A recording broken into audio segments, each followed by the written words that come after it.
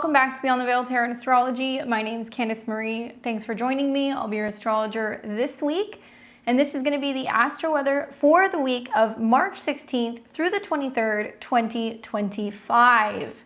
Make sure if you like this video, you give me a thumbs up, click the subscription button below and hit the bell so that way you're alerted as to when I have new videos, and be sure to leave me a comment and let me know where this Venus Cazimi in the sign of Aries is taking place in your chart. That is going to be one of the main topics we're going to be touching on in this video today, along with the transits and the moon and what's going to be happening to help you guys better plan your week ahead. Thank you guys so much for your support, and consider joining my memberships if you would like to support me as a full-time content creator. I am here every Tuesday, Thursday, Friday, and Sunday trying to make sense of what's going on in the cosmos. All right, we got a lot going on. Just doing a little bit of a temperature check. How you guys feeling post-lunar eclipse in Virgo? You doing okay? I think I was smart. I got out of town for a little bit, so I feel like I'm getting back right when things are starting to kind of mellow out. But I hope you guys are doing well. Post-eclipse, we are actually in between the lunar eclipse in Virgo and what's going to be a solar eclipse in Aries at the end of this month. So while we're in this time period, really anything can go, guys. So just be mindful of that. A little bit of a brief overview. Well, we got a week of fire, water, and kind of feeling like we're at a little bit of a cosmic crossroads. So this week, it kind of feels like the skies are buzzing a little bit. There's lots of intensity and lots of transformation going on. Like I said, we're fresh on the heels of this lunar eclipse in Virgo that we just had. And obviously, we kind of feel like we're being plunged into some very dynamic energies. We have now both Mercury as well as Venus retrograde in the sign of Aries, and lots of revelations are kind of coming up for us. It feels like with all these conjunctions and things taking place, there can be some major kind of soul-stirring things that can be happening. Now, anytime we have a retrograde, things slow down. We're reevaluating. We're also dealing with the past in some capacity. There can be some mix-ups and some communication issues, so just kind of keep that in mind. And in the sign of Aries, we want to watch for being too impulsive. We want to focus with the retrograde and turning the energy inward and focusing more on our own personal desires, our own identity, and how we can assert ourselves better. And I'm expecting some fiery epiphanies this and next week as we start to see some Cazimis taking place between first this week, the Venus Cazimi, the Sun-Venus conjunction, and then next week we're going to see the Mercury Cazimi with the Sun and Mercury in Aries. So yeah, impulsive rewrites much. That's kind of the feeling that I'm getting, especially when it comes to love or communication. And meanwhile, while all of this kind of fiery, feisty stuff is going on, we're also seeing some conjunctions taking place in Pisces. Very vibey. We're actually going to see the Sun meeting with the North Node in Pisces, and we're also going to see the Sun meeting with Neptune in Pisces this week. So there is also this feeling of there's new beginnings coming, but they're being kind of redirected, they're being reworked in some way, and we're like a little unsure of how things are going to go. Definitely lots of dealing with dreams and destiny with that North Node in Pisces. I also feel like it's really urging us to really trust in the unseen, maybe kind of trust our intuition a little bit better. And obviously, whenever we're dealing with Pisces energy or Neptune, there can be this tendency to really kind of blur the lines between what are our dreams and what is our destiny. And then finally, we're going to see that Venus Cazimi taking place. That's the highlight of the week, and that'll be at 2 degrees. And this is really, I think, going to be an interesting conjunction. It's a new Venus star point. Obviously, we will see this star point get reactivated several times, both through the Venus retrograde as well as the Mercury retrograde. And we are also going to see Saturn and Neptune dancing around these degrees for the next 2 years. So I think that this is, got some legs to it. I think that it gives us the opportunity to really find a spark in the heart of, what we love the most. I hope it's going to be bringing us clarity in the midst of what can kind of feel like a little bit of chaos. And obviously, this is all about our own personal desires, our own self-love, things revolving around how we can kind of better express ourselves. And some major changes revolving around love and money happens during these particular transits. Now, the week is going to finish off with a very testy cardinal T-square, okay, on Sunday. We're going to see Mars in Cancer coming into a T-square with Chiron in Aries and the transiting moon in Capricorn. So it is going to make Chiron the focal point of the T-square where there's some tension. So just a heads up, if you have anything about 19 to 21, maybe 22 degrees of the cardinal signs, it is going to be a little prickly. I feel like it's really challenging us to heal old wounds and to do so with courage. I feel like the last couple of Sundays, it almost seems like there's always something kind of going down where there's some friction between, Chiron or Mars. A lot of that's just the fact that Mars is still coming out of its retrograde shadow, and it's also the fact that it's been very slow. So when we see a transit with the cardinal moon in like Capricorn or Libra, it's going to pick that energy up. So yeah, a week of bold moves, basically tender feels and lots of spiritual upgrades. I want to talk to you guys a little bit about what's happening first with the Venus Cazimi, and then we'll get into breaking down the day by day. But the Venus Cazimi is an important part of the Venus kind of transit, the Venus retrograde, which we've been experiencing since the beginning of March. So over the last 2 weeks, we've been seeing this retrograde kind of kick in. Essentially, Venus Cazimi occurs, when the Sun and Venus are in close proximity or exact conjunction. So we see like a Mercury Cazimi, we see the Venus Cazimi kind of happening right around the same time. Basically, you have to see something within, some astrologers say 1 degree, ahead of the Sun. Some astrologers say 17 minutes, so it depends on what you follow, but it does kind of go for about a day. You're going to see that the term Cazimi is really about kind of some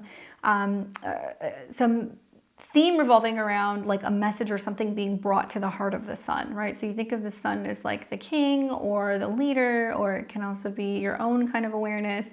And that conjunction to the planet is going to magnify and make the impact of that planet a little bit stronger.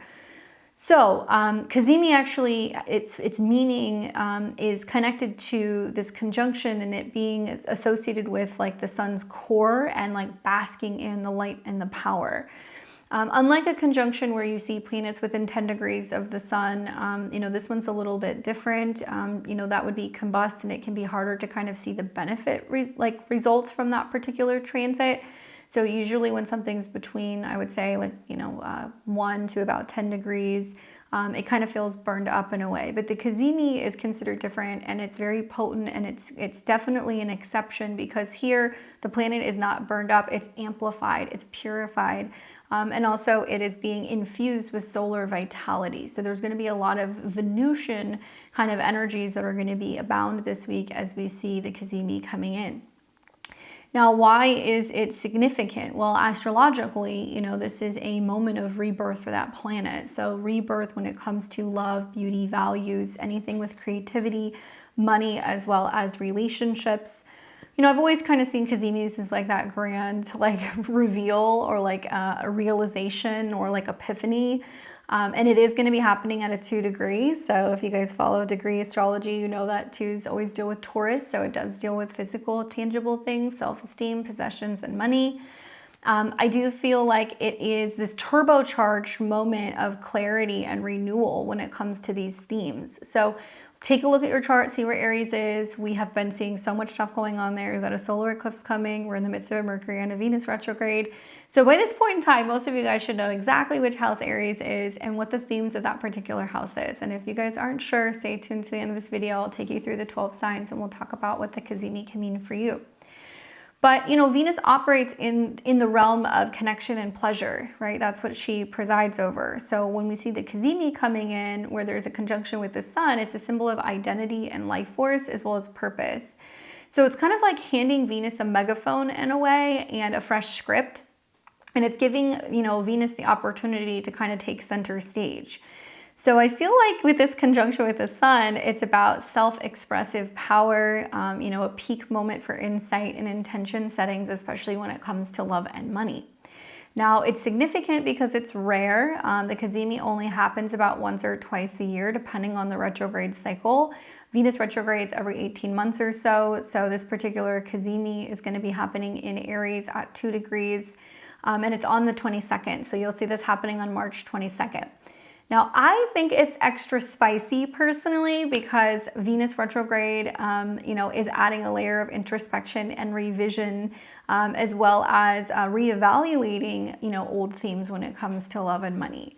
And Venus in Aries, as we know, it's a cardinal sign and it's a fire sign. So this is a sign that deals with initiation, it deals with courage, passion, and individuality. This is going to be amplifying the boldness of the kind of more self-assertive energies of Venus in this sign. And it's following a lunar eclipse, and it's just before we have a solar eclipse, which is a mere few degrees away from the Cazimi point. So between the lunar eclipse and the Mercury retrograde, I feel like this is a very potent transit. I feel like the sun's ingress into Aries a few days prior is as well. As you guys know, this will be the astrological new year. So this is when we really start to feel like the winds of change coming in and things are actually going to start feeling like they're moving forward in April, May, and June. Anyway, pivotal point in what feels like a very cosmic week or two of some significant shakeups. I think of this particular transit as kind of like a celestial reset button for how we love, how we create, and as well as value ourselves. I feel like it's a chance to burn away old patterns and ignite something new. So if you have any personal planets, I would say anything from 1 to about 3 degrees of the sign of Aries, it's going to be prominent because the Cazimi is going to be happening on one of your personal planets. Same thing if you guys have like a north node there, or if you have an angle there, it can be really prominent as well. As well as my Taurus and my Libra placements, okay? Because Venus is kind of the star of the show here, and Venus is your chart ruler. So you guys are going to definitely want to pay attention because it can be something very significant for you, as well as for my Leo placements. I think because you guys are ruled by the sun, Venus coming into superior conjunction might be actually a really great turning point for you guys, and you might find that it's really good when it comes to matters of love or money for you this week. But you don't have to have any personal planets in these signs to reap the benefits of it. I feel like it is so connected to what's kind of going on with the retrograde cycles, as well as the incoming Saturn and Neptune ingress into Aries, that this could be something that's really showing us where we really need to tap a little bit more into what we love, what we're most passionate about, what we want to initiate. And it might be something that we're going to be working on for the better part of like the next year and a half. Now, on a personal level, the Venus Cazimi, I feel like it's a moment of heart-centered clarity, right? So this is, kind of like where the universe hands you a mirror and says, here's what you truly desire. Okay, go get it. We all know that Venus in Aries is always kind of like about the adventure. It's about the chase. It's about the hunt, going and being able to kind of like rescue someone or something. So depending on where Aries falls in your chart, which house, as well as, what house Venus is kind of ruling in your chart, it's going to highlight a very specific area of life that I feel like is very ripe for renewal. Now, love and relationships, these are huge topics when we think about, Venus. You might suddenly see like what it is you want or what you don't want under this transit. Or within your certain partnerships. And I feel like the retrograde influence is also possibly for some people bringing back exes or past promises, and it's bringing it up for review. But the Cazimi offers a chance to redefine your relational standards with fierce authenticity. So it can be a time where you're like, nope, that's not best for me, or I'm not going back there, or I'm kind of leveling up, or like this is no longer working. This is really important because Venus is tied to self-worth and Aries is tied to the self and our personal actions. So I kind of feel like it's a wake-up call for our value. And maybe we find under this transit, we're like, I'm not settling for less than love anymore. I'm not settling for less at work or with your personal expression. Aries energy definitely is an energy that really pushes you to put yourself first without any apologies. Now, Venus is also very much kind of connected to art and creativity. I feel like especially in a fire sign, inspiration really can strike like lightning. So for some of you guys, projects, art, or passions maybe that you've shelved might suddenly kind of come back into your life, or it might be something that you start doing again that you enjoy, and it might be infused with like a bold new vision. And obviously, when we think about money and pleasure, okay, financial priorities or how you indulge can definitely shift under this transit. I think for a lot of people, you're going to be really reevaluating what your worth is, where your resources are, what you have, what you feel like you need more of. And Aries says, spend on what fuels your fire. Especially since this is at a 2, I am anticipating there is going to be some major, kind of reworking or reveals, or there is this change that's happening with the monetary system. There's some major economic changes that are going to be happening, some major changes that are also going to be happening specifically with stocks and bonds.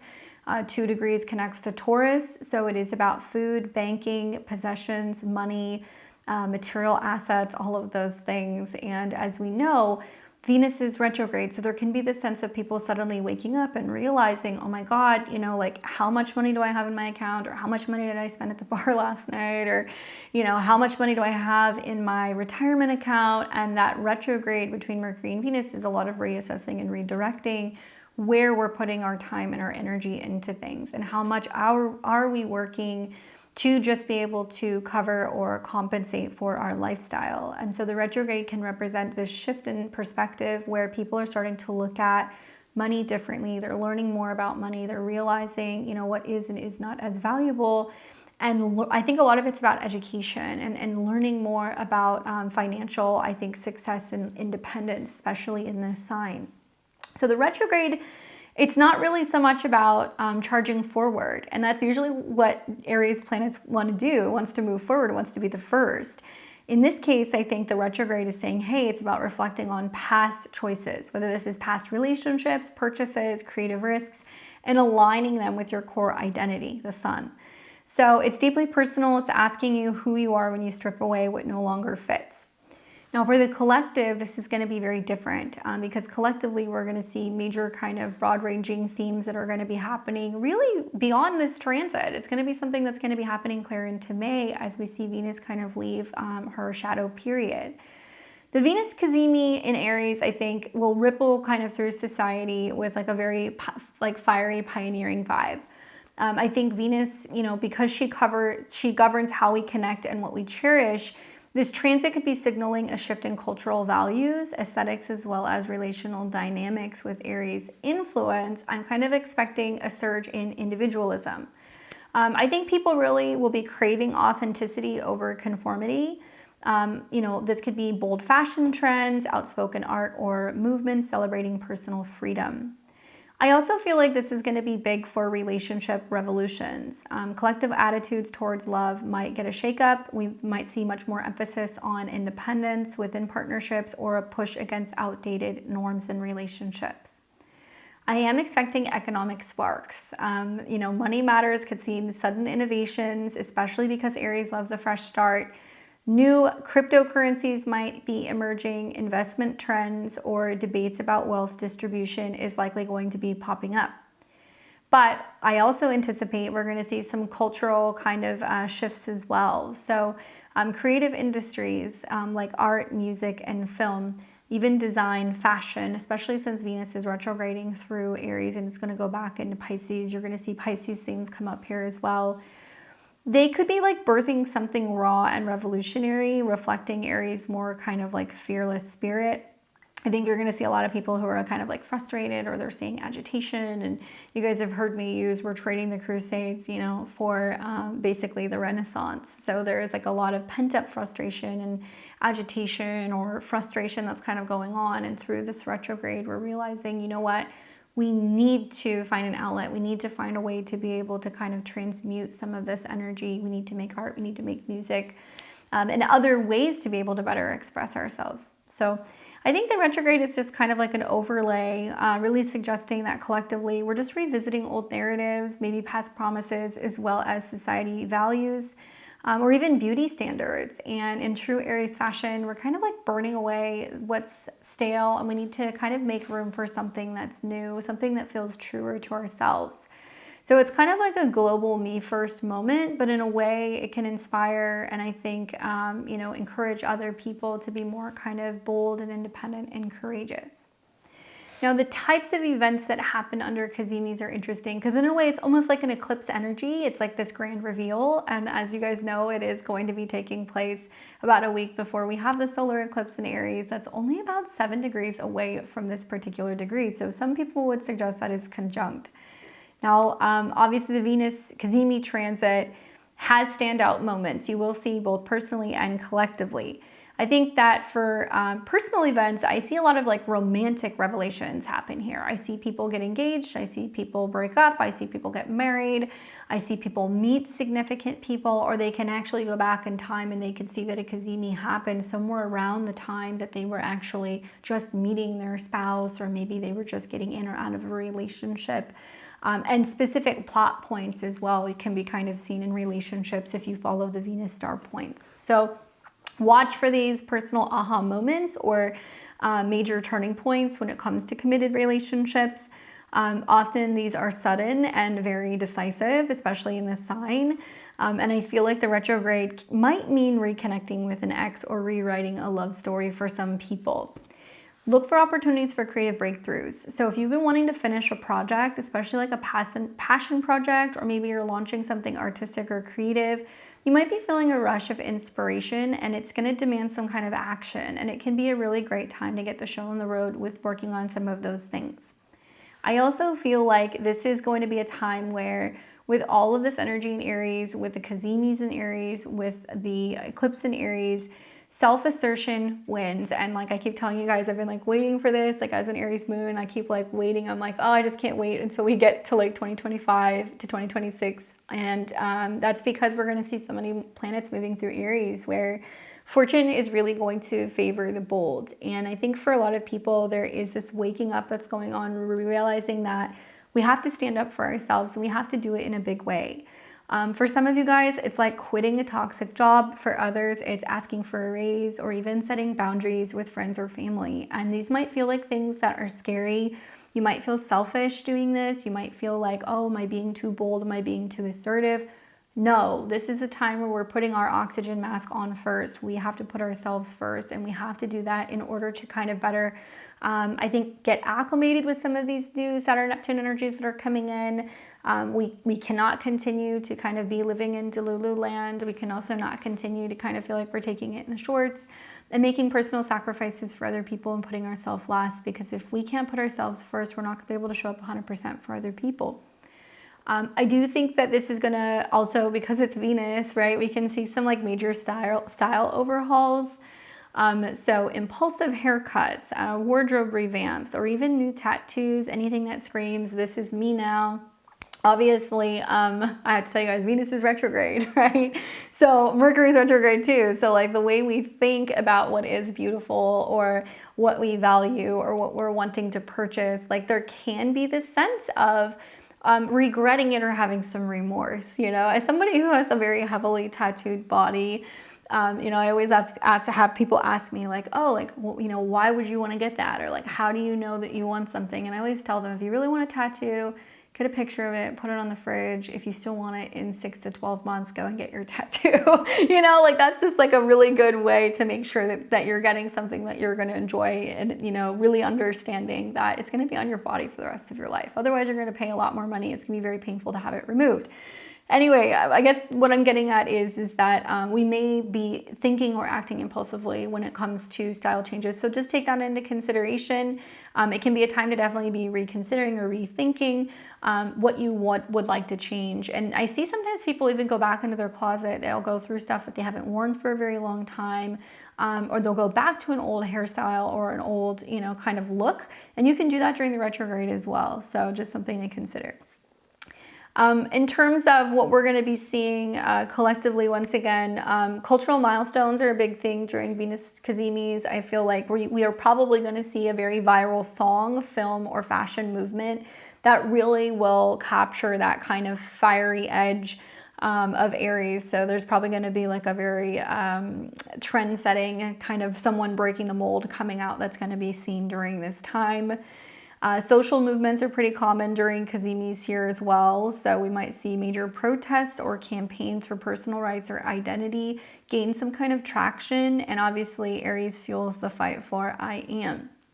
Lots of celebrity buzz can happen under these transits as well. High profile romances, splits, or bold public statements from influencers. Venus in the spotlight loves some drama, so watch for that. And obviously economic shifts can happen. So, you know, there could be a new product launch, there could be a stock market spike, or potentially a change tied to wealth and innovation.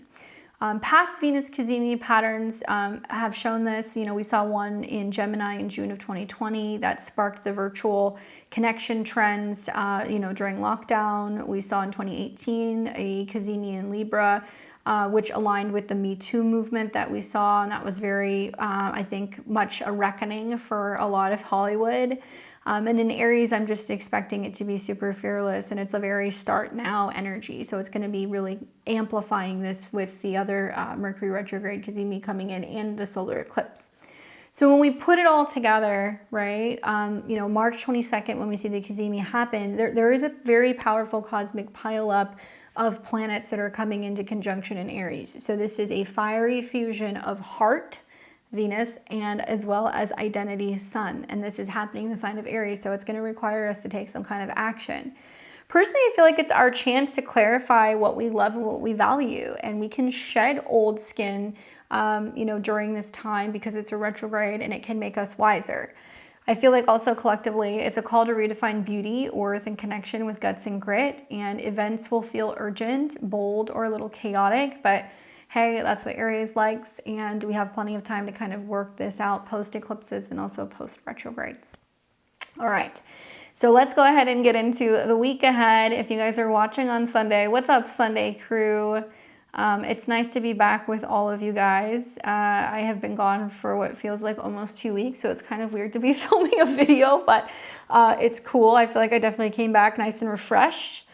Obviously, if you're watching on Sunday the 16th, you know that you're waking up with the moon in Libra. And if you guys heard what I was saying last week, you heard me talking about how you're going to wake up on Sunday and you're going to see this moon in opposition to Chiron, which can definitely bring a little bit of tension within the realm of relationships and personal wounds. And guess what? It's going to come into a square with Mars. So right around the time you guys are watching this, okay, 7 a.m. on the 16th, there's a little bit of feistiness. I think it was like the same thing was happening last Sunday and now this Sunday, and you're going to see another one on Sunday. Like, what the heck? What's going on with these Sundays, man? Anyway, we got Moon in Libra. It's going to square Mars in Cancer. That brings some emotional tension. It's also going to be opposing Chiron in Aries. And then we will see later in the day, the moon is going to ingress into Scorpio. When we're looking at the moon in Libra, we're always taking a look at what's happening with Venus, because Venus is the ruler of Libra, right? So Venus is retrograde and Mercury is retrograde. Welcome to the Thunderdome, kids. This is fun, huh? Mercury and Venus side by side. This Mercury also is at the solar eclipse degree right now, so it's already starting to show us some of the tension that's kind of building. But you know, Sunday kicks off the week. There is this restless vibe, I think, with Moon in Libra squaring off with this very moody Mars in Cancer. And that opposition to Chiron is bringing up wounds. I feel like if you guys are up early, you know, early risers might feel a bit of like a tug of war between peacekeeping and protecting your emotional turf. And you might think that feelings, you might feel like there's some hurt feelings or some passive-aggressive standoffs that can kind of be in the air in the morning. But later in the day, as the moon starts to kind of slip into Scorpio, it's going to be a very different energy and a very different vibe. The energy is going to deepen. It's also going to be urging you to really kind of probe beneath, you know, what's going on underneath the surface. Meanwhile, in the background, Mercury and Venus are joining forces, okay, in Aries. So they're moving side by side. Obviously, this is stirring up like a mental, emotional kind of remix where we have Venus, planet of love, money, relationships, and values, retrograde with Mercury, which wants to take things apart. So there's this feeling that's in the air that's like, oh, old conversations, exes, or old creative passions are possibly surfacing, and it's got a little bit of a fiery twist. My advice is reflect, don't react, especially as you see the moon go into Scorpio. I think it will help you uncover what's worth fighting for. But I also know that that's like a hell of a lot of like Mars energy that's going to be in the skies. So I think the theme on Sunday, to be really honest with you, is just finding a way to like balance diplomacy and raw truth and, you know, kind of figuring out where you need to stand your ground. So you'll see the opposition in the square pretty much brewing very early in the morning. And then you're going to start to get out of it once the moon gets to about 22, 23 degrees. So right around midday. Then we're going to see later in the evening that moon's going to dip into Scorpio, and it'll be going into Scorpio overnight. Okay, so then when we wake up on Monday, the 17th, that's when we are going to see the moon in Scorpio transit. And, I mean, moon's going to come into a square with Pluto, so that's a little tricky, especially at a 3. Moon square Pluto definitely brings up a lot of emotional tension. There can be feeling like some strong emotional undercurrents of like fear, manipulation, drama, purging, clearing things out. That's pretty common when you see the Scorpio, moon in Scorpio, but moon square Pluto, because Pluto is obviously very much associated with the moon.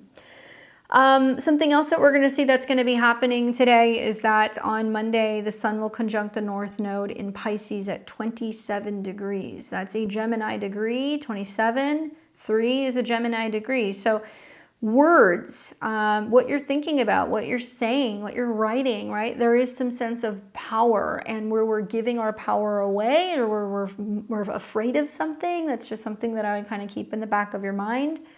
As that moon goes through Scorpio, we're looking at Pluto, so we know that it's going to square Pluto. We also know that Mars is co-ruler, and Mars is still kind of locked into this long square with, Chiron and Aries. So there's a lot of emotional tension that's going on maybe between individuals and home and family or domestic situations. Anyway, that moon square Pluto, right off the bat, to me, it feels like we're in a cosmic pressure cooker on Monday. And, the power struggles or like the sudden insights are about your place in the collective, because Pluto is in a collective sign, and it's going to be kind of bubbling up. Even though it's intense, it's transformative. I think that I would lean into the discomfort on Monday for growth. I feel like the sun's conjunction to the North Node in Pisces at 27 degrees is shining a light on our soul's path. The North Node amplifies things, right? So the North Node is like, hey, collectively, this is where we're all going. I keep thinking about the Van Morrison song, Into the Mystic. That's just what it reminds me of, all these planets, conjunct Saturn and Neptune in the North Node. It's like, where are we going? I don't know. We're going into the fog. We're going to figure it out. We just have to kind of like follow the waves. But something about that North Node Sun conjunction makes me feel like there can be something that's coming up for us where we're like, okay, this is a cosmic checkpoint. There's a lot of karmic things that happen with the North Node as well as Saturn. What dreams are calling you forward? What are you tapping into? What are you feeling? The Sabian symbol for 28 degrees of Pisces, because we round up, is a fertile garden under the full moon. This is a symbol that's directly connected to invoking abundance, intuition, and the fruits of our inner work being illuminated by lunar wisdom. Just had a full moon lunar eclipse in Virgo. I think for a lot of people, it's been this awareness of what we need to release and let go of and what's not working. So I feel like now with the sun in the North Node here, this is a call to trust our instincts and really nurture what's blooming in our life, even if the path feels foggy, even if we can't quite see what's kind of ahead of us. And I feel like destiny is really favoring dreamers who dare at this time to plant seeds and really focus on what their gut is telling them. So on Monday, the 17th, the theme here is just to surrender to your highest calling. This is about transformation, becoming your ally. This is about trusting the process, even if it feels a little uncomfortable. We will see throughout the transits this day that the moon is going to be building into what will eventually be some trines to planets in Pisces. So things are going to kind of level off a little bit, but not much else is going to be going on other than that conjunction. Pay attention to your dreams, make time to meditate on Monday, listen to your intuition, maybe doing some journaling, pulling some tarot cards, some automatic writing. These can all be good things while we have that Sun North Node conjunction at 27. Then it's going to take us into Tuesday the 18th. And when we wake up in the morning, moon is still in Scorpio, but now that moon is going to start kind of playing very nicely with all these planets in Pisces. So it's going to have an outlet to kind of channel all of that kind of intensity and like personal power. The big transit that you're going to see is that the moon in Scorpio is going to be trining Mars. Okay, so we've got mutual reception here. Mars is in a lunar sign, moon is in a Martian sign. They're both not happy here, but there's lots of power. There's a lot of emotional resilience. There's this willingness to make a change, to cut, to clear, to purify, to cleanse. And then it's going to be picking up some support as it will trine Saturn. So to be honest with you guys, Tuesday is a very emotional day. There was a lot of sensitivity here. If you guys have like noticed, like last weekend, we had a lot of water trines that were going on as well. Some of you guys are like, yep, I'm going to the beach, I'm going swimming, or I'm in therapy, or I'm sitting in my car ugly crying. You know, not everybody manages some of these water trines the same, okay? And obviously with that North Node in Pisces, there is this sense of release and renewal that's kind of coming through. So it's not unusual to kind of find yourself a little bit more emotionally on edge with this transit. We will see that moon flow nicely with Mars in Cancer and Saturn in Pisces. So this is rare because it's a moment of emotional alignment where we can take that power or that frustration or that agitation and also practice patience and timing and resilience, and we can embrace what's going on and we can move through it a little bit better. I feel like the water trine is all about taking action on heartfelt goals with discipline and sensitivity. And you know, we want to be thinking on Tuesday about nurturing our ambitions and really doing it in a way where we're not forcing the pace. We have to process and deal with emotions as we kind of go. So it's a day to build trust in yourself and others. I feel like this is really grounding out, you know, yesterday's intensity now with something a little bit more tangible. And we can kind of lean into creative or caregiving vibes and know that the cosmos has our back, especially with some of those connections with the North Node that's happening. So the theme on Tuesday is about strength through softness, right? Mars, Saturn, the moon. And really reflecting on how we can act with both courage as well as care, because those conjunctions between, you know, the Sun and the North Node and Neptune is asking us to be compassionate, to forgive, to release, to be understanding, not to be a pushover, right? But also like needing to do some of these things so we don't feel like we're losing ourselves and we're going kind of like cuckoo. Because I'm going to tell you, you guys are going to look around this week with some of the conjunctions to 29-degree Neptune. You're going to be like, people are absolutely nuts. Like, what is going on? You know, I'm seeing it. I'm seeing like all these videos of people who are like running up and down like freeways, like streaking. You're seeing people who are like losing their mind, like on airplanes when airplanes are trying to land and stuff. People who are just like nuts. Unfortunately, these are some of the more challenging effects of having planets at the late degrees of Pisces, especially because this is like where we have a hard time dealing with reality. So there's definitely lots of shifts going on for people in terms of the frequencies. There's lots of shifts that's also going on with people with their mental health, with waking up, becoming more sensitive, mental, emotional health issues, substance issues, drinking issues. We see a lot of that. So you guys need to just keep in mind that not everybody is going to ride the wave the same way. A lot of people will fall into some of these escapism kind of tendencies in Pisces because they don't know how to deal with the shifts that are going on with the frequencies right now. People are waking up and everybody's going to have like a different experience. So try to kind of take that into consideration, and also put yourselves in your psychic bubble when you leave your house so you're not absorbing that and picking that stuff up from other people. All right, so this is now going to take us into what will be the 19th. So just to kind of show you guys how the day is going to go. There we go. The moon is going to pick up that trine to Mars, and that's going to happen in the afternoon. And then into the evening, it's going to pick up the trine to Saturn. So it's a very emotionally supporting day on tap, even in spite of the Sun-Neptune that's brewing. This will take us to the 19th, which is Wednesday. And first thing in the morning, the moon's going to start opposing Uranus. Okay, so there could be some stuff going on Wednesday morning with the markets, where there is some kind of fear, some volatility, not being too sure what's going to happen. And obviously the Sun conjunct Neptune also can be a day where people can be kind of paranoid, or they can give into their fears, or they're like, oh my God, what's happening? Or, something is melting down. So I've read some of your guys' comments over like the last week or two of my videos, and like every single day that I told you guys, like, hey, there's a conjunction between Mercury and Venus, the market's gonna dump. It did, or when the moon would go into a square with Uranus, it happened. So I'm seeing some of the same stuff, and I really feel like this is something that's going to be a pattern or a trend that's going to be happening clear until like the end of the month. So you guys are going to see a lot of volatility, especially, you know, until we come out of Mercury and Venus retrograde. So it'll be like mid-April. So there's more of this that's going to be happening basically, and I would say, like, don't let fear get in the way. We can make some very risky and impulsive decisions with money during these Venus retrogrades. And yeah, things can seem a little turbulent, but I also think people can be getting a little freaked out and paranoid because of the Sun Neptune. But that's very early in the morning. So I'm in Central Time, so it's going to be like around 4 a.m. But there could be things that's coming out that could impact the markets when the market opens, I guess is what I'm getting at. Something that's interesting that you're going to see as well on the 19th is the Sun is going to hit 29, Neptune's going to hit 29, and the Moon is going to hit 29. Nails on a chalkboard for me looking at all those 29s. It's kind of like, and this is ending, you know, and then we'll see the Moon go into Sag, and we'll see the Sun go into Aries, and then we're going to have the astrological new year, yay, on Thursday. But I think that things can feel rather dramatic on the 19th. There can be a lot of people just totally freaking out. And I feel like, you know, at least with the trines, it's about releasing something and letting it go. And 29s are anaretic degrees. So with that Sun, Moon trine, things are harmonizing, but they're concluding, they're completing.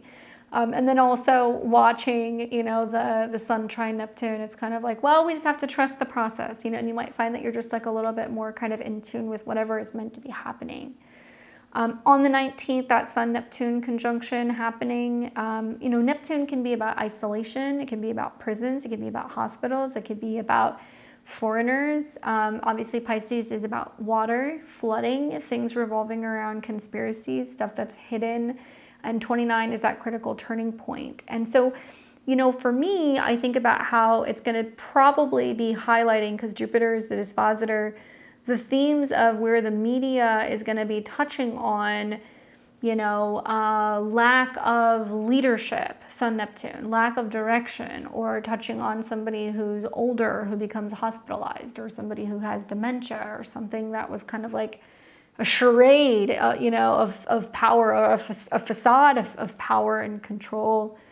It is possible that this can also be very much about finishing something or wrapping something up, right? I think of like Pisces as kind of like surrendering, letting go to something, or waving the white flag. So part of me has been like, okay, is this going to be a time where, you know, are we going to see like a ceasefire between Russia and Ukraine? I wondered, is this going to be a time where there is some like really crazy conspiracy news that's like starting to come out and people are like, what? You know, I wonder, I don't know, but I can only kind of theorize some of the things that might be happening. I can just tell you that, you know, the day it starts off with like that jolt with the Moon in opposition to Uranus. And I would expect surprises or breakthroughs around money or values or even stubborn habits. But by the time we get to midday, the Moon and the Sun and the Moon are trining each other at that final degree. So it's amplifying intuition, it's amplifying spiritual vibes. The Sun Neptune conjunction also is like this very like mysterious kind of like crescendo, you know, and it's just all about dissolving boundaries, and inspiration can soar from this conjunction, but so can confusion. So on the 19th on Wednesday, you really want to ground yourself to avoid drifting too far into fantasy. We will see a little bit later in the afternoon, then the Moon is going to be moving into Sagittarius. So there's a vibe shift, right? Optimism ignites in the sign.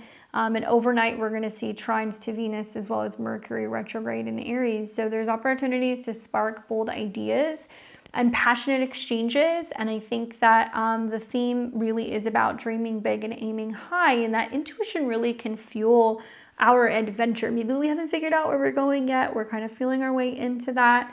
Obviously, Jupiter rules now the Moon in Sagittarius. Nothing's really going on with Jupiter at the moment. You're not seeing anything happening. We just might feel like we're learning more, communicating, traveling more. That might be more of a theme on Wednesday. Now, this will take us into March 20th, which is Thursday. Moon's going to continue to keep going through Sagittarius. It will form an opposition to Jupiter, which is the dispositor of the Moon. But on the 20th, we are also going to see that it is now Sun enters Aries day. So March 20th here in the Northern Hemisphere is the first day of spring. It is also the real true astrological New Year. So I want to say to you guys, Happy New Year. Sun's at the 0-degree cardinal point. We are also going to be seeing some very lovely trines taking place between the moon and Venus and the moon and Mercury. So the future looks kind of bright actually. When I look at this chart, I feel like a lot of people, even though we have a number of planets that are retrograde, it still feels like, hey, we have this opportunity to kind of reassess what we want personally in this year, who we are, what we're passionate about, what we love. And we're going to be working on this all year long. So you guys know every season I take a look at either the solstice or the equinox chart, but this really will kind of compartmentalize a lot of what's going to be dealt with in this next year. And I think that individuals, because there's so many retrogrades in Aries, are really going through a significant change. Specifically, all of this energy is ruled by Mars, and Mars is in a sign where it's not so happy, it's kind of crabby, and it's squaring Chiron. So a lot of people are going to go, you know what, I'm not happy with where I'm living, Mars in Cancer. I'm not happy with the state of my home, with what's going on with my roommate, my family, the city that I'm living in. You know, I want to build, I want to move, I want to relocate.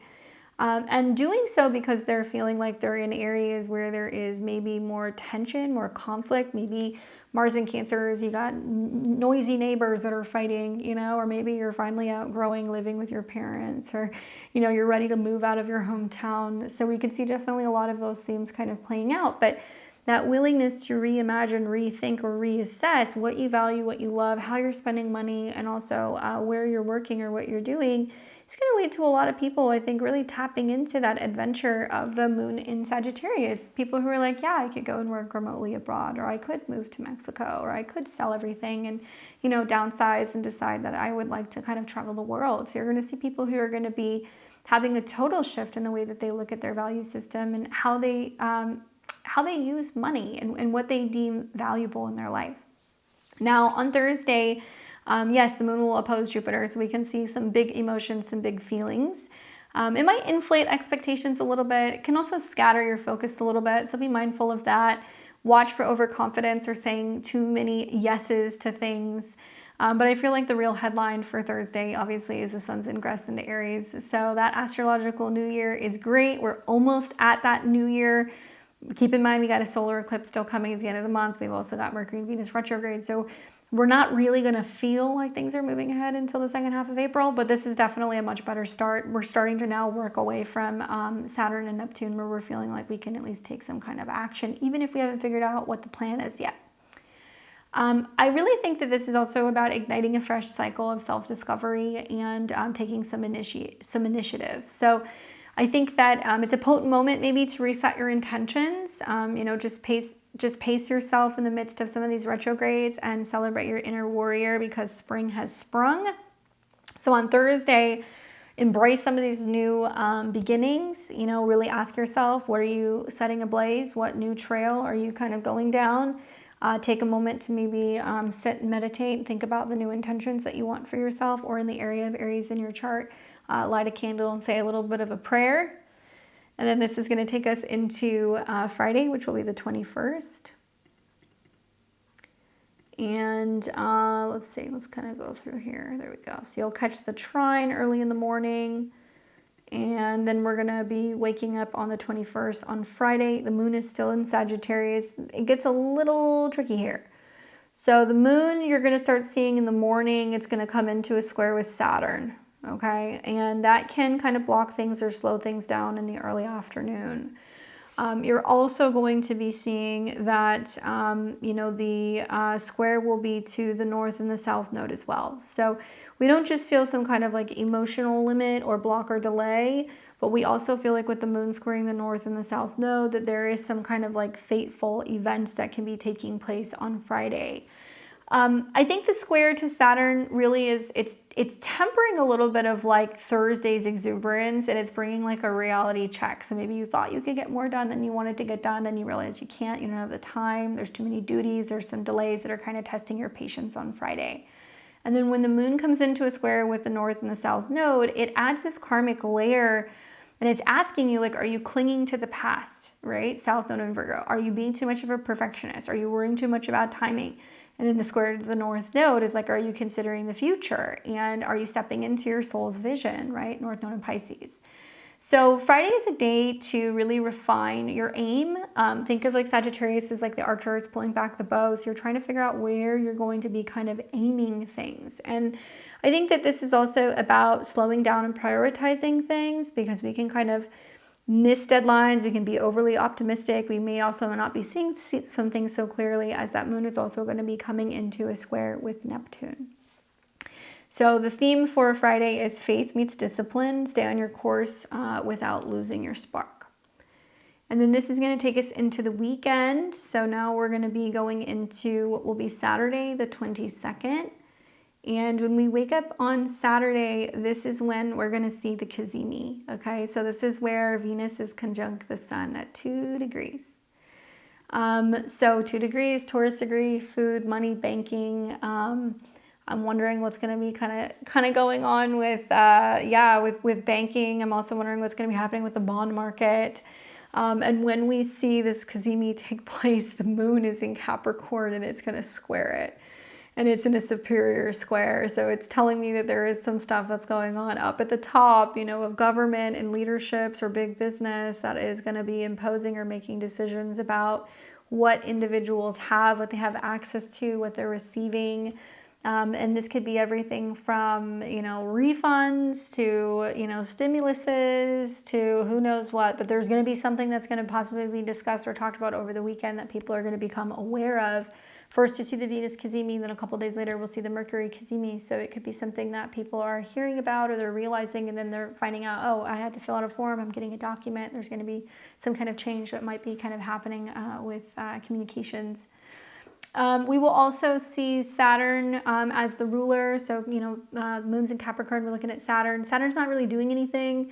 It is sextile Uranus now again, so with a little bit of vision and commitment and stabilities, and also patience. I think we have the capability of being able to do things radically different. There's a lot of visualizing things and working on things behind the scenes in Pisces, but it allows us to tap into making major physical sweeping change and innovations, especially when it comes to our food, our finances, our personal pleasure, our resources, our self-esteem. So it's encouraging us to reflect a little bit. That moon in Capricorn, though, on Saturday, I always laugh when the moon's in Capricorn on Saturday, because it doesn't feel like a day where you're like, yes, we're going out and having fun. You know, like your mind is on other things that you feel like you should be doing or you could be doing. So obviously it brings more of like a serious kind of goal-oriented vibe when it's in Capricorn. But the square, not only to the sun and Venus, okay, moon square sun is like things aren't going according to plan. You think that you have stuff that you're going to go out and do that are on your agenda, Aries, but your boss calls and says, hey, I need you to do this, or your sister calls and it's like, I need you to go pick up dad, you know, or there's something that you're working on. So it's a bit disjointed. When the sun and the moon square, there's a clash. And then we're going to see the moon square Venus. So also there's this feeling of longing to be having someone or something that feels out of reach. And then the moon will also come into a square with Mercury, which is going to make it a little difficult, especially if you're somebody who doesn't like being told what to do, or you feel like there is like an issue with an authority figure or something that's slowing you down. And you're going to be like, I don't want to deal with this on a Saturday, you know, like that can be kind of coming up. Put it all together. Serious goal-oriented vibe with that moon in Capricorn on Saturday. The square to Mercury, retrograde in Aries, could definitely spark tense words, and there's mental friction in the air. So think before you speak, especially when it comes to dealing with like authority figures. The start of the day does have the Venus Cazimi at 2 degrees. And so like I said, this is a rare alignment. And I feel like with Venus sitting in the heart of the sun, it's igniting clarity, love, creativity, and self-worth. So could it be good enough that it can kind of outsmart the moon square? Maybe.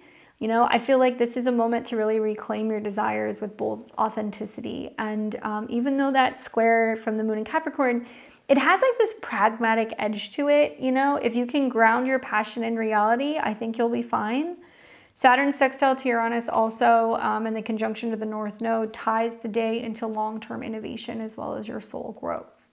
Now, the Sabian symbol would then be 3 degrees of Aries, because we round up, right? So if it's at 3 degrees of Aries, the Sabian symbol for 3 is a cameo profile of a man in the outline of his country. The meaning to this particular symbol, it speaks to the identity shaped by context. So it's about personal power intertwined with a larger narrative. So with the Venus Cazimi here, it's about carving your own unique mark while honoring your roots and boldly stepping into what you're meant to be. So the theme here, I think, is really about heart and hustle uniting, aiming your worth with like some kind of fearless grace and realizing what you truly desire, what you truly love. And if you love something, that you're going to take action on it, right?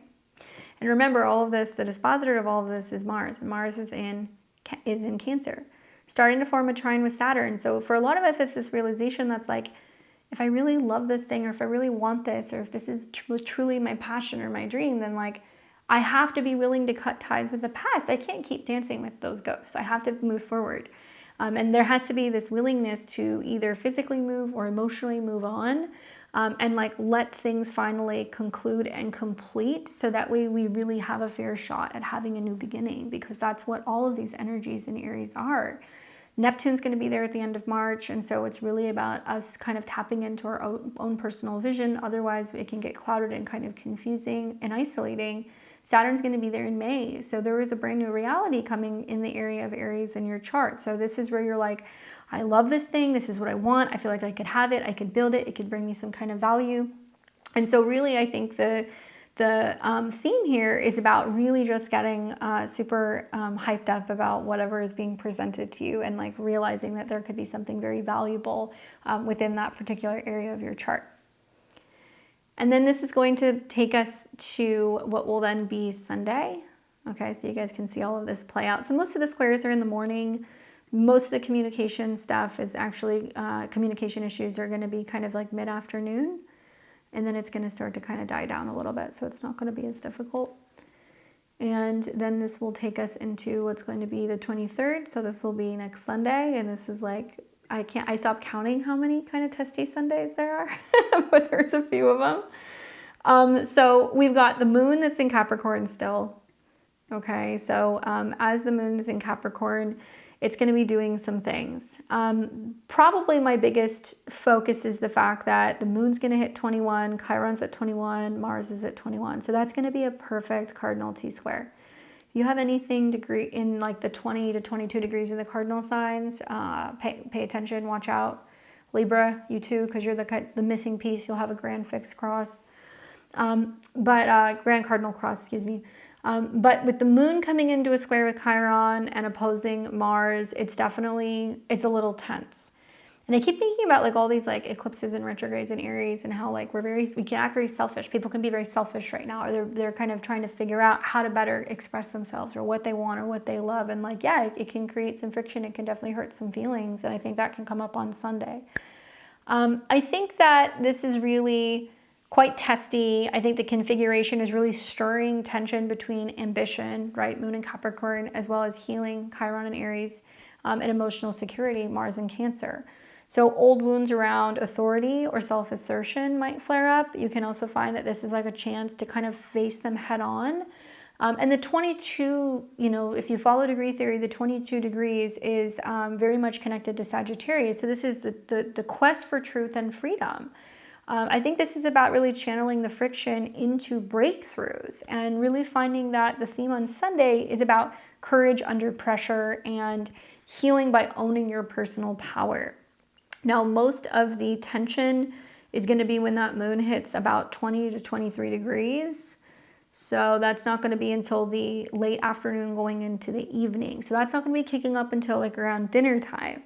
The other thing that's going to temper this a little bit is that even though you're going to see this opposition and this square, Saturn is going to be in a sextile with the moon. So like through being patient and persistent and, wanting peace, or wanting to resolve, or wanting to clear things out, or reflecting, it gives us the opportunity to do that.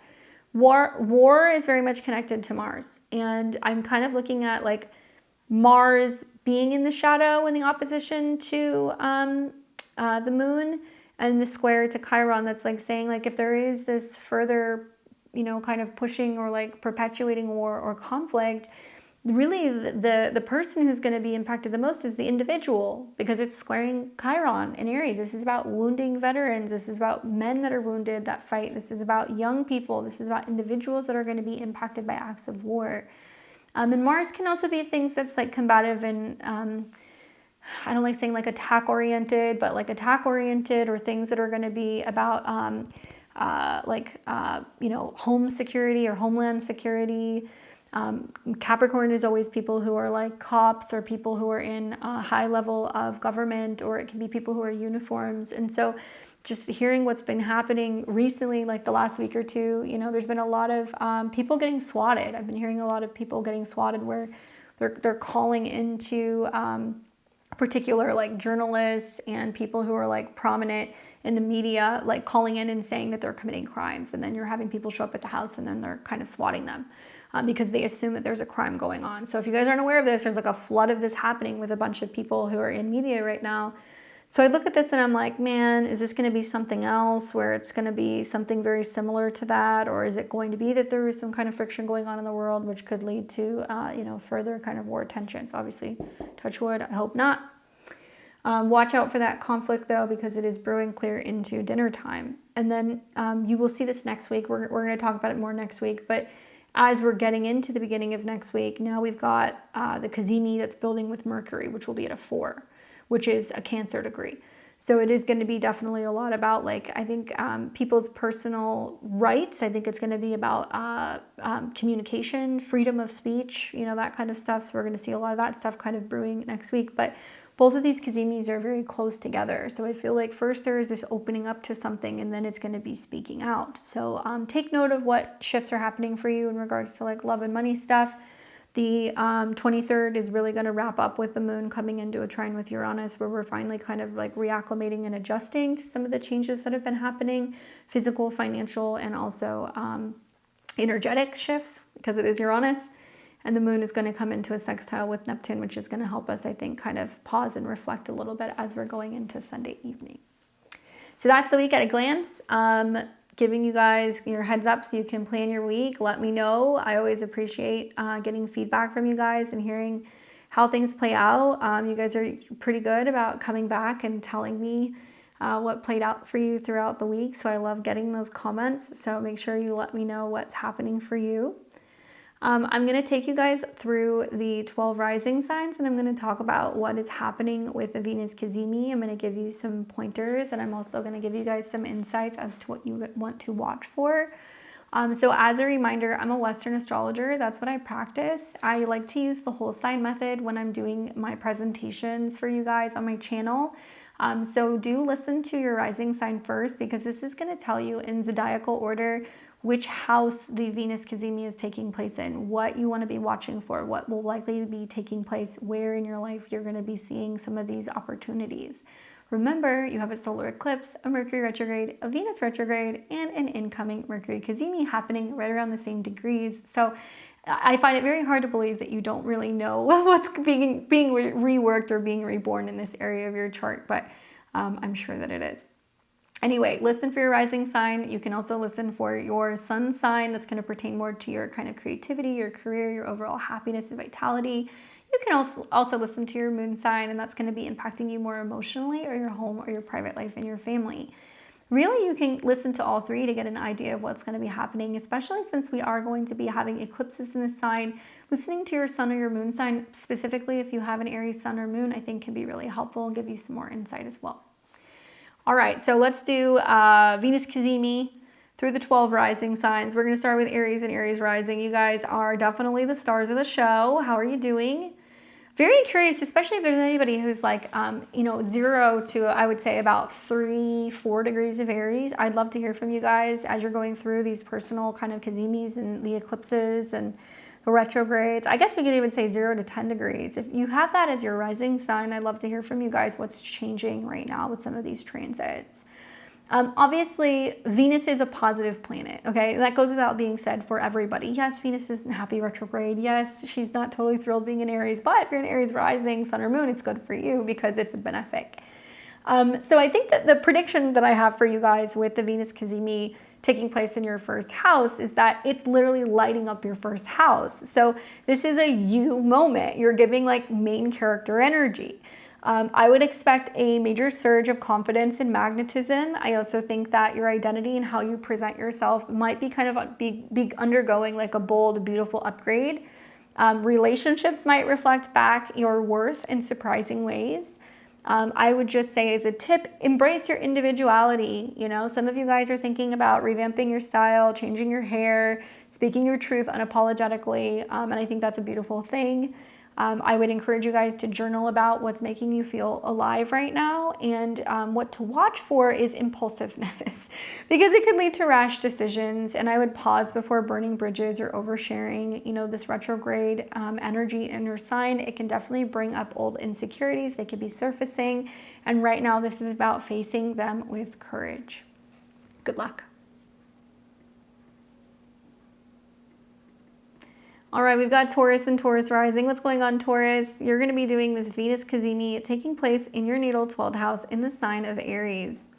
Now, this is important for my Taurus risings because you guys are ruled by Venus. So whatever is happening with Venus is very significant for you. So what can I tell you about this Venus Cazimi? Well, first of all, we're taking the ruler of your chart as well as your 6th house of health, habits, and routine, and we're having it meet in the 12th house where it's more hidden, subconscious, spiritual with your 4th house ruler. So there's like a lot of things we have to kind of add together here to kind of figure it out. And it's going to be different for everybody. But in a nutshell, I feel like the 12th house is really sparking a very quiet spiritual awakening. And it can be around love. It can be around worth. It can be around hidden desires or past romantic chapters that are resurfacing, offering closure or inspiration. Dreams can also be very vivid and very revealing under this transit for you. I would really recommend meditating or retreating to better hear your inner voice. Solitude is your superpower right now under this transit, Taurus. So creative outlets like art or music can heal some of your subconscious wounds that may be coming up. Now, watch for escapism. We want to avoid that. Overindulging in fantasy or vices can definitely come up, as you know, Venus likes to indulge. So I feel like the retrograde vibe, it can blur some of your boundaries a little bit and secrets can slip out. So I would say just kind of guard your privacy. The connection to the sun can also mean that there is some significant change happening for you within your home. Moving, changes with your family, maybe you're cleaning out closets, you're finding old things, old memories. It could also mean there's huge shifts revolving around men in your life, men in your family. So think like husbands, brothers, father figures, male roommates, things like that. So anybody who you may potentially kind of live with, some of your male children.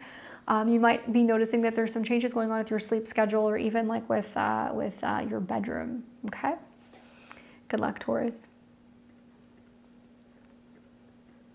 We've got Gemini and Gemini rising. What's up, Gemini? How are you doing? You're going to have this Venus Cazimi in the sign of Aries in your 11th house. I think this is a bit of like a fun one. The 11th house is kind of like a party house. So, you know, having the Venus Cazimi is kind of tying in your 5th house ruler of love, children, and romance, creativity, 12th house ruler of hidden subconscious, but also hidden talent with the sun in your 11th house. So, you know, there's a lot of social things going on. There's a lot of opportunity.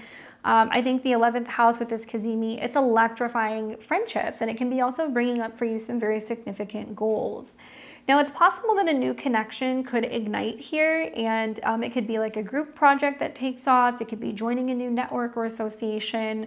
And really, your vision for the future is getting like this very fiery Venusian glow up.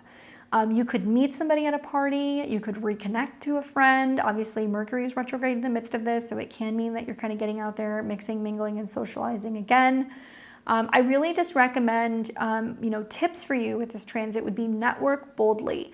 Say yes to invitations or pitch wild ideas. Collaborate with those who vibe with your authentic kind of sense of self.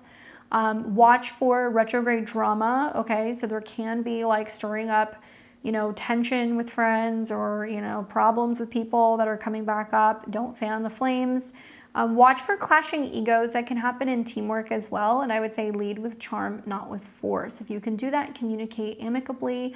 Maybe if you're, you know, maybe going through some of your junk mail in your email, or you're finally responding back to certain text messages, you're going to have the opportunity to go and participate in some things that could actually be very, very fun.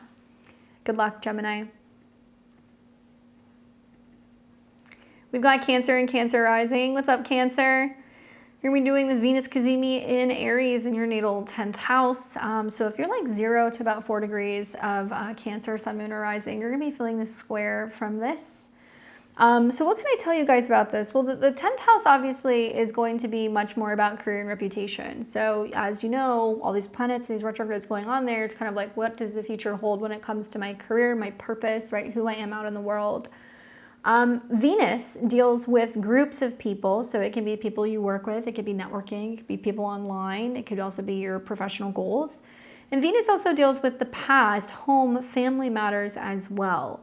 So with Venus coming into conjunction with the Sun, I actually feel like for a lot of Cancer and Cancer risings, this can be a very fortuitous transit because the Sun represents your money, your personal financial resources. It can be money in the bank. It can also be spending power.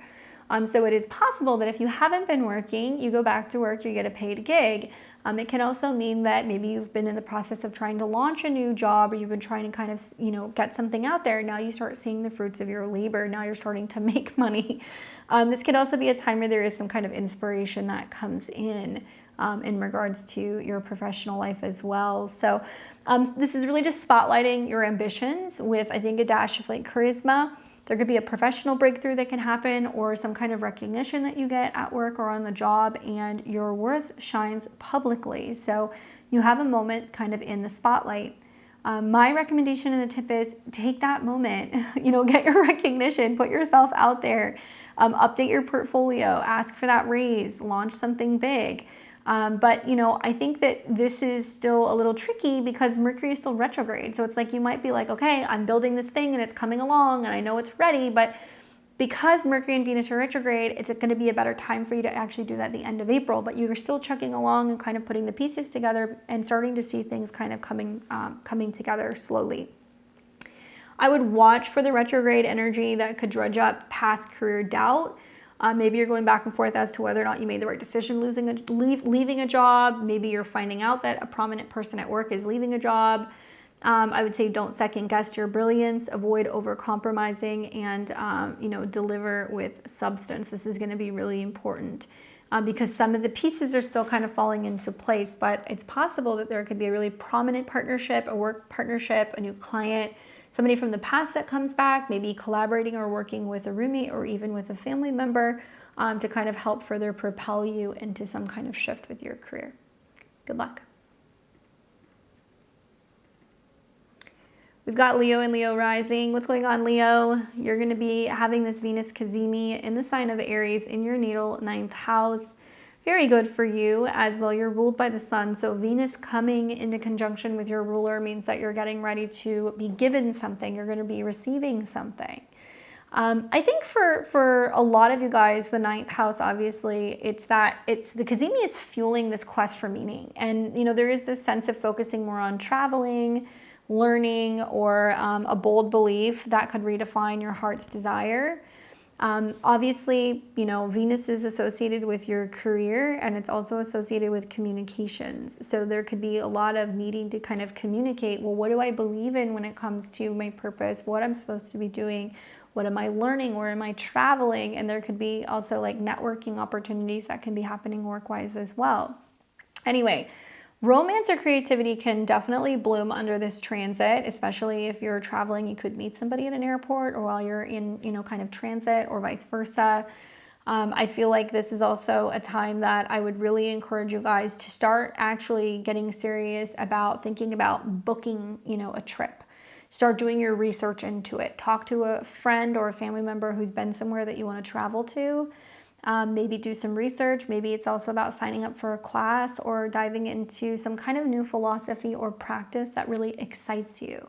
Share your vision with other people because you're going to find that it's like very magnetic. I think the conjunction with the Sun means you might get an email or a text message or a phone call where you're being invited to go somewhere, where you're being invited to go teach somewhere, or maybe somebody's inquiring as to whether or not you want to join, some kind of trip. And it can be actually amazing, different, because you may potentially, it might be a little adventurous or kind of wild or something that you have to do on your own, but I think that you would enjoy it. I would just watch because we have retrogrades happening, right? So there can be some hiccups and some delays in some of these plans. Just stay flexible, avoid, preaching. Not everybody is going to be ready for your fire. There are some things that you're starting to kind of realize about yourself that you're really excited to share with others. And this might be that turning point where you're like, you know what, now I think I have figured out what kind of certification I'm going to go get, or just exactly how I'm going to, write my book, or how I'm going to tell my story or teach my class. But that's still kind of unfolding as we go through some of the retrogrades. So take your time, but enjoy this. I hope some of you guys are traveling under this transit, or I hope some of you guys are planning to graduate, or maybe you're, planning a wedding. That could be something else that's happening, as the 9th house can be about ceremonies and graduations. Good luck. We've got Virgo and Virgo rising. You guys will be experiencing the Venus Cazimi taking place in Aries in your natal 8th house. Interesting place to be having the Cazimi. I think that I would be paying attention, and I should have said this to Gemini too, but Gemini as well, knowing that you're going to have a few days later the Mercury Cazimi. I think they might be very much intertwined. Okay, so you'll want to watch this, because then it's going to be very personal for you when you have the transits that are going to be happening a couple days later involving Mercury. So you've got Venus Cazimi in the 8th house. The 8th house is about deepening intimacy. It's about transformation. Joint assets like spousal support, children's support, inheritance, taxes, dealing with insurance companies, dealing with money owed, investing of sorts. All of these things are connected to the 8th house. So this is other people's money. And Venus deals with your money, okay, your resources. It also is strongly connected to the 9th house of travel, legal affairs, education, anything revolving around your belief system. So knowing that Mercury and Venus are going retrograde in the 8th house, you could be trying to negotiate something. Maybe you're trying to negotiate with an insurance company. Maybe you're trying to talk to your partner about how much money you guys want to spend going on a trip or traveling. Or maybe you're trying to pay off a student loan, or you're trying to come up with a solution for some kind of debt consolidation. Any of these things can be happening. But I think with the Sun-Venus conjunction, it's interesting because the Sun does rule your 12th house. So there can be something where it's like there is some kind of conclusion or completion that's going on where you're wrapping something up. And it could be a financial storyline. It could also be a storyline revolving around a romantic partnership, or where maybe you and a significant other have been going back and forth and you're ready to take that next step. You're talking about moving beyond just being like boyfriend or girlfriend. Now you're talking more about deeper intimacy, talking about things like credit scores and, vulnerability and fears and trauma, and like learning how to become closer and sharing some of these kind of deeper parts of yourself. So it's possible that, a shared resource like money or emotions gets clarified throughout this process. And there could be a bond that reignites with raw passion. And healing through vulnerability, I think, is the big key for all of this. I think for Virgo risings, my tip for you would be to have a heart-to-heart or renegotiate a financial deal. Trust your gut and know that it's pretty spot on right now. You'll see that a couple days later when you have the Mercury Cazimi. And just to watch out for is like Mercury is still retrograde. So, it's unearthing trust issues or old debts, karmic debts. And these are things you have with other people or that other people have with you. And Aries wants you to deal with these problems head on, right? So just be mindful of that. Obsession can creep in the 8th house. So just keep your boundaries clear and be really open to therapeutic, practices right now. So it could be hypnosis, meditation, it could be therapy, it could be working with a healer, doing some kind of like trauma, therapy as well. Because Aries is the self. Even though it's in the 8th house, it's about the way that you're changing and transforming yourself, whether it's your relationship with others or your relationship with joint finances. This is all kind of getting worked out in the midst of this. And some of you guys may actually receive something. You might get money back. You might actually finish a settlement or a lawsuit. You might get a bonus. Your partner might give you something and be generous with you. You might get an inheritance. This is definitely possible with some of the transits in the 8th house. Good luck, Virgo. We've got Libra and Libra rising. This is going to be important for you, Libra, as Venus rules both you and Taurus. So you'll be seeing the Venus Cazimi taking place in your natal 7th house. Now for you, Libra, you are Venus, okay? So this is going to be about having a meeting of sorts or something going on with a connection with a 7th house person. So this could be with a spouse, with a romantic partner. It could be with a therapist, an astrologer. It can be with a manager, a business partner. 7th house is your marketplace too. So it does kind of represent a back and forth that maybe that you're having with somebody who you have an exchange or you do business with. Now, Venus deals with money, so it is your 8th house ruler as well as your 1st house ruler. So there can be a lot of you playing an active role in reevaluating your relationships, financial related things, as well as intimacy and sexual related connections to other people. The sun is associated with your 11th house. So when we kind of put it all together, you can be reassessing a relationship that you're having with another person. You can be reassessing, whether or not you want to join a group or if you want to partner with somebody.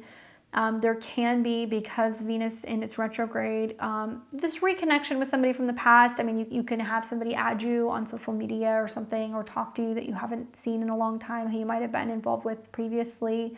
But this can also be a really significant turning point where you can get an invitation to join a group or a club or a collaboration, or it's possible that you're meeting somebody very significant with a conjunction in your 7th house. So knowing that it's going to be about partnerships, I think the Cazimi is really a love and relationship reset for you. And it's possible that a new spark could flare with someone bold, or an existing bond, get some kind of like renewal, and you have clarity on what you want in relationships that's going to be emerging. Remember, Cazimis can represent where something is born again. So if you've been in a relationship rut, things can get better. But also this can be a time where if you feel like something's not working or something is about to be revealed about someone you're in a relationship with, between the Venus Cazimi, the Mercury Cazimi, and the solar eclipse, I definitely feel like a lot of Libra risings are going to be reassessing where they stand in relationships. My advice is pay attention, right? Gain clarity on what it is you want. Know that Saturn and Neptune are about to move into your 7th house. So it's a defining moment for a lot of committed relationships, and also for people who are single, who are starting to now kind of figure out what they do want, and they're committed to a specific type of person. I think I would be very direct about your needs. Vulnerability can be really sexy right now. And if you're single, I would put yourself out there and be confident. Know that yes, Libra, with the retrogrades, exes can knock on your door. And I would just say, really think twice before you want to open that can of worms.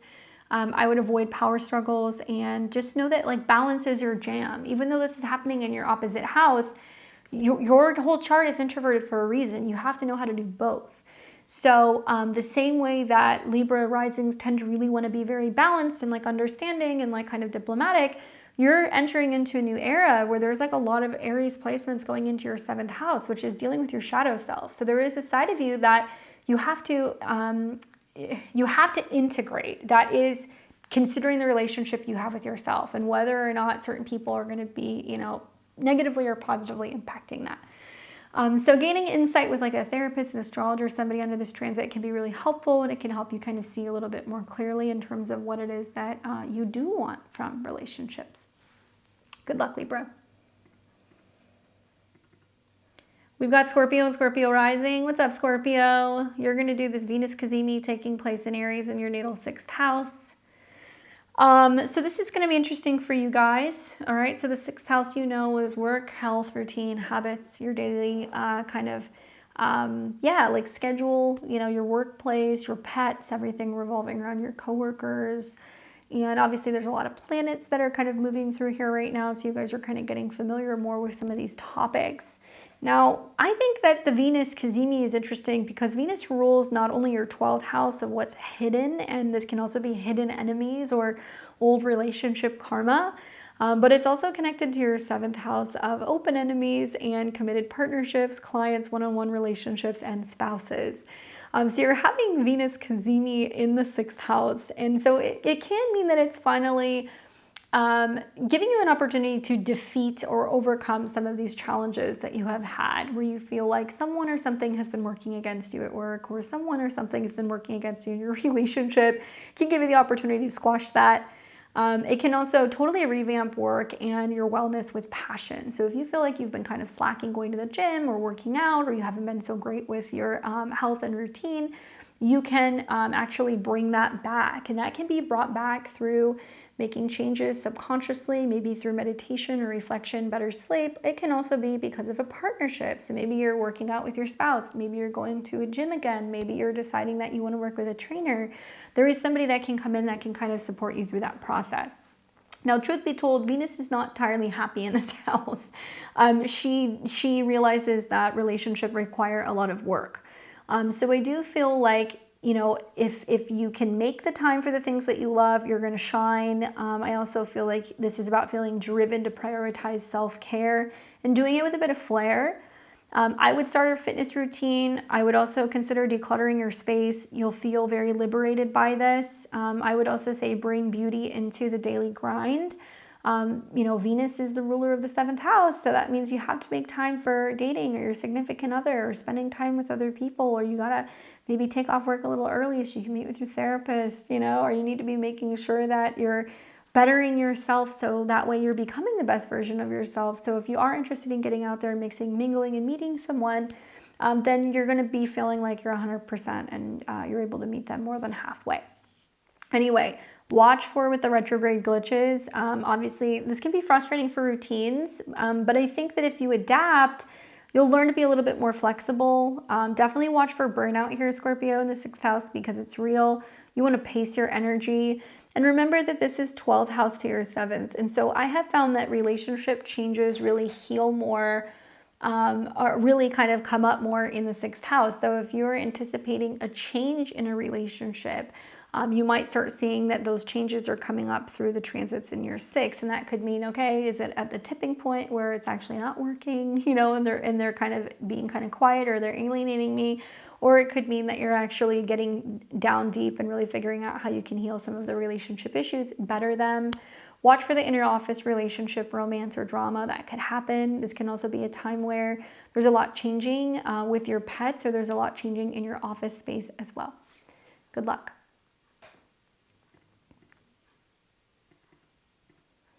We've got Sag and Sag rising. What's up, Sag? You're going to do the Venus Cazimi taking place in your natal 5th house and a fellow sister fire sign. So I think you're going to like this one. Venus conjunct the sun in the 5th house is pretty magical. The 5th house obviously is just pure joy. The Cazimi is this like epiphany and this realization about something. Venus does connect to your goals as well as your friends and your networks. It's also associated with your health habits and your daily routine, and the sun is connected to your beliefs. So when we put it all together in the 5th house of my joy, what I love, you know, playtime, I think that this is giving you an opportunity to have something shiny and exciting. And romance, creativity, and playtime, they get like a very significant boost.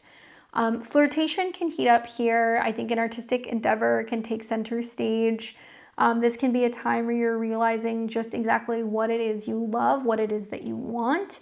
It can be a really significant turning point in your love life, meeting someone, or a big turning point when it comes to children or your own children.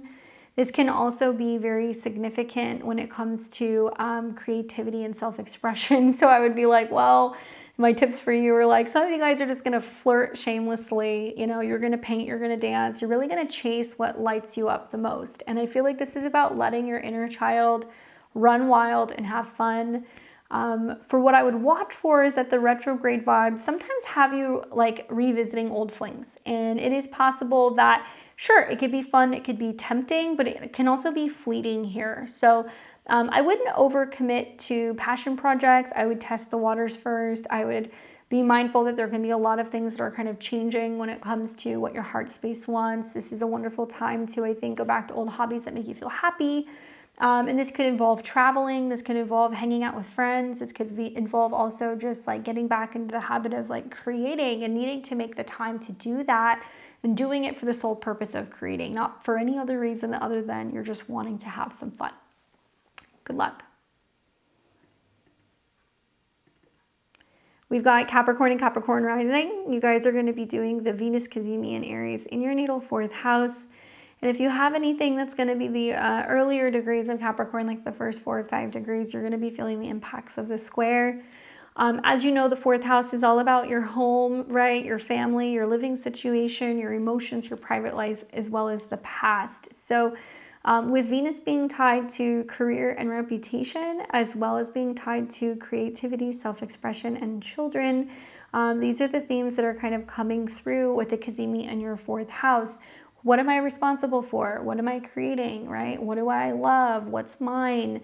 And there is this newfound sense of responsibility that's coming through for Capricorn risings with Saturn and all these planets moving into the 4th house. So For starters, the Venus Cazimi here really brings warmth to the home and roots, and there is some kind of resetting or restarting that's going to be happening on the home front. Family ties can strengthen, or you can feel driven to beautify your space, or maybe you're feeling like, that's it, I need a change, I want a place I can control of, I want to go and find my own spot. So emotional security gets a little bit of a fiery reset. That's one thing I would watch for. And tips for you guys would be, you could host a gathering, right? You could redecorate, you could dig into your ancestry, you could have a sudden unexpected female house guest or have a relative come to stay with you. But grounding feels good now, and it looks like you want to be grounding in a way where you feel like you have your own space. I would watch for, obviously with the retrogrades and the eclipses coming, family drama, right? Like that can resurface. You can find that, you know, maybe it's a little bit more challenging to keep cool amid the heat, but I think if you add a little bit of like love to the situation, and if you're working on being able to kind of reassess a certain family or home dynamic and avoid impulsive moves like relocating without a plan, all can actually go very well. Now, the sun also is connected to other people's money. So a lot of the changes on the home front can be connected to inheritances, tax matters, you know, refinancing homes. Also, like if you're going through like a separation or a settlement, you know, other people's money is somehow influencing what's going on with your home. So it could mean you sell your house and then, you know, you're like, okay, great, now we can go and buy something new. That's the 8th house energy. But it could also mean that the home change is being brought on by somebody else having a change of heart when it comes to money-related issues. So something is getting sorted out between your home, your family, and your joint estate. And I would say just, yeah, watch for the changes that are coming, because I feel like a lot of you guys are actually either getting ready to move, or you're dealing with a family situation where you know it's inevitable. You have to go back home for some reason. Good luck. We've got Aquarius and Aquarius rising. What's up, Aquarius? You're going to be doing this Venus Cazimi taking place in the sign of Aries in your natal 3rd house. So for this Cazimi for you guys, this is all about matters of the mind. Okay, so the 3rd house is sharpening your voice. It's your ideas. It deals with vehicles, siblings, neighbors, your local environment. I call this like the junk drawer in astrology. There's like a bunch of stuff that comes through the 3rd house. But really it's about learning and communication. So the sun obviously deals with your relationships, your one-on-one relationships. And we have Venus that's kind of tied to your family, as well as being tied to people who are further away, your belief or your philosophy. So coming into the 3rd house, it's a lot of like back and forth conversations you're having with your partner about your family, or, you know, your maybe your family about traveling or relocating, or maybe you're dealing with people at a distance. It could be children, it could be in-laws. There's just a lot of back and forth. So I think with the Cazimi aspect, it might be showing some of you guys that, you know, there is a opportunity to travel or an opportunity to move or relocate. Maybe you actually end up hearing from a neighbor or a female relative or a sibling that kind of pops in. I think that the 3rd house really is going to be about a conversation or a creative pitch that could land with impact as well. So think like if you are starting a YouTube channel, if you write a blog, right? If you want to start a podcast or something like that, that can come through the 3rd house. And so your words have like this Venusian fire. So you want to be speaking things into fruition. You want to be talking only about what you love and what you're most passionate about. Like I said, siblings or neighbors might play a role. I would say the tips for you guys is to speak up, right? Write that post, start that bold dialogue. Your mind is going to feel like it's on fire with all of these like eclipses and like retrograde energies, but you want to use this energy to say something bold and something new. The retrograde does spark communication issues. So double and triple check texts, avoid arguments, and remember that with Venus and the Sun conjunct, charm is going to win over any combat. So if you're having a fierce kind of conversation, you know, with your significant other, with your sibling, or even with your neighbor, rather than fighting, you want to kill them with kindness. That's going to smooth over some of these things. It's going to actually win people over. And maybe it's going to be about speaking passionately about the things that you love. And that's going to kind of diffuse some of the other intensity. Obviously, it's a little bit more personal for you because this is also sextiling Pluto in your sign. So there can be the sense of like you're having to learn how to communicate in a way that is not as like stress oriented, or if you're going through a lot of change, you're learning to kind of speak up and tell people what it is that you actually need, so people can help you, so they can be there to support you, whether it's your family or your significant others. For some of you guys, I'm wondering, are you going to be looking at a shiny new car? Is that something you're thinking about doing? Are you like thinking about picking up a new gadget, like a cell phone, or maybe you guys are thinking about getting like a new laptop or computer? I could see that happening, but I'm just going to remind you guys, like Venus and Mercury retrograde. So there can be a sense of being like, ooh, there's that shiny thing I want to get, and you could buy it. And then like a couple weeks or months from now, you could find out that like there's a sale and you paid way more than you should have. So maybe try to avoid some of the pricey kind of impulse purchases here.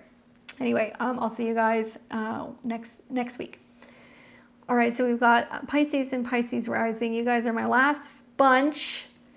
And obviously this has been interesting for Pisces risings because, you know, the retrogrades are going back into your guys' sign. So I kind of want to start with that because the fact that planets are going to go into your second house and then they're going to retrograde back into your first tells me that you play a huge role in really reevaluating and reassessing. What do I value? What do I have? What do I want? What do I want to get rid of? What do I not have enough of? You know, how do I feel about myself? And the Cazimi is great because in your second house, Venus likes to be there. It likes to be in a money house.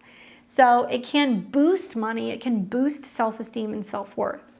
Now, Venus deals with money that's owed. So whether this is like a tax refund, an inheritance, it's money that somebody owes you. Maybe it's like some kind of like interest that's being paid back to you. And Venus also deals with communication, documents, and letters. So there can be an email, oh, we overcharged you, you know, we're refunding you, or we're giving you a refund for something that maybe you didn't expect you were gonna get. And the sun deals with your sixth house. So it can be like, maybe you're dealing back and forth with an insurance matter that gets paid unexpectedly or you get reimbursed. It could be also like a vet bill. I think the connection to the sixth house could also be like health related where, you know, maybe you're making some positive changes with the retrogrades in what you're eating or consuming. And like now you're starting to see the positive effects of that physically. But through maybe working out or changes in your habits, you're also feeling better about yourself as well. So I think a financial opportunity can emerge or you redefine what you value the most. Confidence is where your talent is really going to soar. Aries is a very confident sign. So you're learning to kind of tap into that energy. Maybe some of you guys, I think with the Venus Cazimi, you're going to treat yourself to something meaningful, not necessarily reckless, but something meaningful. So if you're like, I'm going to buy a gym membership, I'm going to get a new blender, you know, I'm going to buy something nice for my dog. I could see some of those things happening, or you had a little bit more money that you got back on your taxes than you anticipated. And you decide that you're like, you know what, I'm going to buy myself something nice, you know, as long as it's something that is going to be valuable personally to you. I don't see the harm in it. I would just say that, you know, other options might be that you are pitching your skills for a raise, realizing your worth. There can be this reassessment of, you know, through better budgeting your money that you've been able to save money and you feel like good about it. Just watch for during this period, because Mercury and Venus are retrograde, spending impulses. So, you know, budget before you splurge and be mindful that old insecurities might whisper, drown them out with action, you know, really focus on, you know, positive self-affirmations. I am is what you want to be starting with and kind of building yourself up. That way you're not kind of feeling that there's any swipes at your self-esteem, which could actually impact your resources. Hopefully that's helpful for you, Pisces. But you guys will have to let me know. Obviously, this is going to be an interesting one, and it's very much tied into all of the other transits going on in Aries. Please don't forget to like, comment, share, and subscribe. If you guys give me a thumbs up or if you leave me a comment on this video, it's really good for the algorithm. It does help my videos grow. It gets my videos out there, and it helps me get more subscribers, which in turn makes it possible for me to keep creating this long-form content for you guys and putting it out on my YouTube. If you guys want to see more about me and my work, I highly recommend checking out my website at beyondtheveiltarot.com. If you click the links in the description below, it'll take you to my website. And while you're there, sign up for my newsletter. I promise not to spam you. You'll just get emails when I have new courses or webinars or other things that are going on sale. We still have the Venus retrograde webinar that is available if you guys want to check it out. It's over 3 hours long. I also teach astrology as well as tarot, and I have beginners programs on my website if you click courses. We also sell astro calendars, both personal digitalized ones as well as printed calendars, which are beautiful. So while you guys are there, check all of that out and consider booking a personal reading with me. I'm just going to tell you guys now, I am booking into July and August. So if you guys want to get a reading, if you know you've got a birthday coming up in the summer or the fall, or if you want to gift a reading to somebody, I recommend booking it sooner rather than later. And I will be back this Friday. I'm going to be doing live tarot. So come and join me for a live tarot reading on Friday. I'm going to be here 6 o'clock p.m. Central. That is 4 p.m. on the Pacific Coast and 7 p.m. on the East Coast. So I hope you guys can come and spend Friday with me. That's it for me this week. Enjoy this Venus Cazimi. I hope it brings you guys all lots of beautiful, lovable things. And I'll catch you guys back here on Tuesday. Until next time, take care.